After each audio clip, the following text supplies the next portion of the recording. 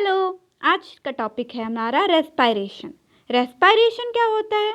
The process by which oxygen is taken in and carbon dioxide is given out. Respiration एक ऐसा process है जिसमें हम लोग एटमॉस्फेयर से ऑक्सीजन लेते हैं एंड देन बॉडी से CO2 को रिलीज करते हैं। मतलब ऑक्सीजन एटमॉस्फेयर से लेते हैं और टिश्यू को सप्लाई करते हैं एंड देन CO2 को टिश्यू से एटमॉस्फेयर में रिलीज करवा देते हैं। तो वैसे ही प्रोसेस को हम लोग रेस्पायरेशन बोलते हैं।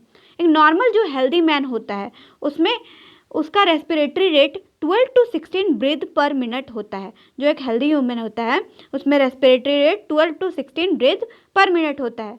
देन हम लोग आगे का देखेंगे topic exchange of gases. Exchange of gases two types के होते हैं, external respiration and internal respiration. External respiration में क्या है? Exchange of respiratory gases oxygen and carbon dioxide between lungs and blood. जब ऑक्सीजन एंड कार्बन डाइऑक्साइड का exchange blood और lungs के बीच में होता है तब उसको हम लोग एक्सटर्नल रेस्पिरेशन बोलते हैं। और इंटरनल रेस्पिरेशन क्या होता है? जब exchange between blood and tissue, जब गैसेस का एक्सचेंज ब्लड एंड टिश्यू के बीच होता है तो उसको हम लोग इंटरनल रेस्पिरेशन बोलते हैं। अब देन आगे का टॉपिक है फेजेस ऑफ रेस्पिरेशन। रेस्पिरेशन के कितने फेजेस होते हैं? रेस्पिरेशन के 2 फेज होते हैं, inspiration and expiration. Air इंटर्स the lungs from atmosphere. मतलब जो एयर होता है एटमॉस्फेयर से एयर लंग्स में इंटर करता है तो उसको हम लोग इंस्पिरेशन बोलते हैं। इंस्पिरेशन एक एक्टिव प्रोसेस होता है। इंस्पिरेशन करने के लिए हम लोग को एनर्जी की ज़रूरत होती है, नीड होती है, तो हम लोग उसको एक्टिव प्रोसेस बोलते हैं। अब एक्सपायरेशन में क्या होता है? Air leaves the lungs into atmosphere. Atmosphere मतलब जो एयर होता है लंग्स में वो लीव करता है और एटमॉस्फेयर में रिलीज होता है तो उसको हम लोग एक्सपायरेशन बोलते हैं। या एक पैसिव प्रोसेस होता है, मतलब इसके लिए हम लोग को एनर्जी का नीड नहीं होता है। अब हम लोग आगे का टॉपिक देखेंगे टाइप्स ऑफ रेस्पिरेशन। रेस्पिरेशन के कितने टाइप्स होते हैं? रेस्पिरेशन के 2 टाइप्स होते हैं, aerobic respiration and anaerobic respiration. मतलब जिसमें हम लोग को ऑक्सीजन का नीड होता है, ज़रूरत होता है, उसको हम लोग एरोबिक रेस्पिरेशन बोलते हैं। The respiration that takes place in the presence of oxygen, या ऑक्सीजन का प्रेजेंस में होता है तो उसको हम लोग एरोबिक रेस्पिरेशन को बोलते हैं। लेकिन anaerobic respiration it occurs in the absence of oxygen. मतलब इसमें ऑक्सीजन का नीड हम लोग को नहीं होता है तो उसको हम लोग एनारोबिक रेस्पिरेशन को बोलते हैं। It takes place in all organism. Aerobic respiration जो होता है वो ऑल ऑर्गेनिज्म में होता है, बट एनारोबिक रेस्पिरेशन जो होता है वो ईस्ट में होता है एंड ह्यूमन बींग्स का मसल्स में होता है। The enzymes responsible for the process found in mitochondria. जो एरोबिक रेस्पिरेशन के लिए एंजाइम रिस्पॉन्सिबल है वो कहाँ पाया जाता है? माइटोकॉन्ड्रिया में। लेकिन जो एनारोबिक रेस्पिरेशन के लिए रिस्पॉन्सिबल होता है वो कहाँ पाया जाता है? एंजाइम रिस्पॉन्सिबल होता है वो कहाँ पाया जाता है? प्रोटोप्लाज्म में। देन हम लोग आगे का टॉपिक देखेंगे the parts of respiratory system includes. अब उसमें हम लोग क्या देखेंगे? Upper respiratory system. मतलब इसमें अपर रेस्पिरेटरी सिस्टम में कौन कौन से पार्ट आते हैं? नोज, सबसे पहला है नोज।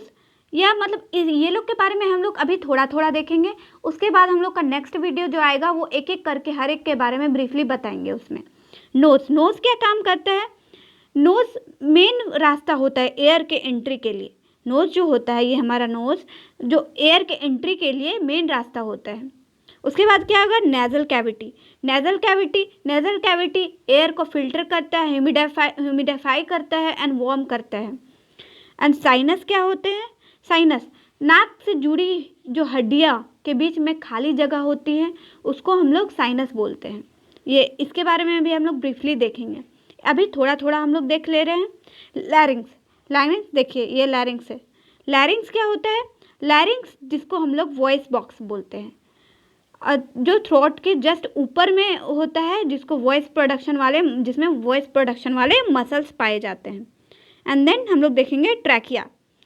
देखिए जो पर्पल वाला है वो होता है ट्रैकिया। ट्रैकिया का मेन फंक्शन होता है हवा को अंदर से बाहर ले जाना, इसको हम लोग विंड पाइप भी बोलते हैं। ट्रैकिया को हम लोग क्या बोलते हैं? Wind pipe. और लोअर रेस्पिरेटरी सिस्टम, अब हम लोग देखेंगे lower respiratory system. Lower respiratory system में क्या आएगा? लंग्स। लंग्स का क्या काम होता है? लंग्स का प्राइमरी फंक्शन होता है गैसेस को एक्सचेंज करना, मतलब O2 को एटमॉस्फेयर से लेना एंड CO2 को बॉडी से रिलीज करना, उसका लंग्स का फंक्शन होता है। अब ब्रोंक्यूल्स का क्या काम होता है? ब्रोंक्यूल्स आगे हम लोग देखेंगे। ब्रोंक्यूल्स एल्वोली के फैले हुए नेटवर्क तक एयर को पहुंचाता है। कौन पहुंचाता है? ब्रोंक्यूल्स। ब्रोंक्यूल के से ही हम लोग का एल्वोली तक एयर पहुंच पाता है। अब एल्वोली कहाँ पाया जाता है? एल्वोलाई तो हम लोग का लंग्स में पाया जाता है, लंग्स का ही फंक्शन होता है गैसेस को एक्सचेंज करना, लेकिन जो मेन गैसेस का एक्सचेंज होता है वो कहाँ होता है? एल्वोलाई पे। एल्वोलाई पे मेन गैसेस का O2 एंड CO2 का एक्सचेंज होता है। अब हम लोग का क्या होगा? Accessory organs. एसेसरी ऑर्गन्स में क्या आएगा हमारा? प्लूरा। प्लूरा प्लूरा लंग्स का कवरिंग होता है, जो लंग्स को प्रोटेक्ट करता है, लंग्स को अलाउ करता है, वो जो मूव स्मूथली करता है तो उसमें लुब्रिकेशन की तरह, उसको लुब्रिकेशन की तरह काम करता है। जो लंग्स अप एंड डाउन होता है, एक्सेल करता है एयर, तो उसको डैमेज ना हो सके लंग्स, इसीलिए लंग्स का ऊपर वाला कवरिंग को ही हम लोग प्लूरा बोलते हैं। मसल्स ऑफ रेस्पिरेशन, मतलब जो मसल्स रेस्पिरेशन में हम लोग का हेल्प करते हैं। डायफ्राम, डायफ्राम जो मसल्स होता है, ये नीचे वाला डायफ्राम जो मसल होता है वो हम लोग को रेस्पिरेशन में हेल्प करता है। ये डोम शेप्ड का मसल होता है। और इंटरकॉस्टल मसल किसको बोलते हैं? रिब्स के बीच में जो मसल्स होती हैं, जो रिब्स को चेस्ट से जोड़ती है, तो उसको हम लोग इंटरकॉस्टल मसल बोलते हैं। ये मसल ब्रीदिंग में हेल्प करते हैं। देन हम लोग देखेंगे आगे function of respiratory system. Respiratory system के क्या क्या फंक्शंस होते हैं? रेस्पिरेटरी सिस्टम के फंक्शन क्या क्या होते हैं? Help in exchange of gases, हम लोग पढ़ेंगे कि एल्वोलाई जो होता है हम लोग का गैसेस के एक्सचेंज में हेल्प करता है। तो ये एल्वोलाई जो होता है ये तो रेस्पिरेटरी सिस्टम का ही पार्ट है। तो रेस्पिरेटरी सिस्टम क्या में हेल्प करता है? एक्सचेंज ऑफ गैसेस में। Help in filtration and conditioning, मतलब एयर का फिल्ट्रेशन, जो एयर का फिल्ट्रेशन और कंडीशनिंग में हेल्प करता है हम लोग का respiratory system. Helps in voice production, जो हम लोग का वॉइस का प्रोडक्शन के लिए रेस्पिरेटरी सिस्टम हेल्प करता है। Helps in sense of smell, मतलब स्मेल को सेंस करने के लिए रेस्पिरेटरी सिस्टम हेल्प करता है। Nose, prevent from dust particle, dust particle से प्रिवेंट के लिए हम लोग का रेस्पिरेटरी सिस्टम हेल्प करता है। जब हम लोग का डस्ट पार्टिकल अंदर जाती है तो खांसी सर्दी मतलब होता है, तो उसके हेल्प से डस्ट पार्टिकल बॉडी से रिलीज हो जाती है, तो हमारा रेस्पिरेटरी सिस्टम का फंक्शन ख़त्म हो गया। देन हम लोग आगे का वीडियो में देखेंगे एक एक करके रेस्पिरेटरी पार्ट्स जो है वो लोग का फंक्शन देखेंगे, वो लोग का टाइप्स देखेंगे, वो लोग के बारे में हम लोग पढ़ेंगे। देन ये वीडियो में इतना ही। Thank you. अगर आपको अच्छा लगा होगा मेरा वीडियो तो लाइक करें एंड सब्सक्राइब करें। Thank you.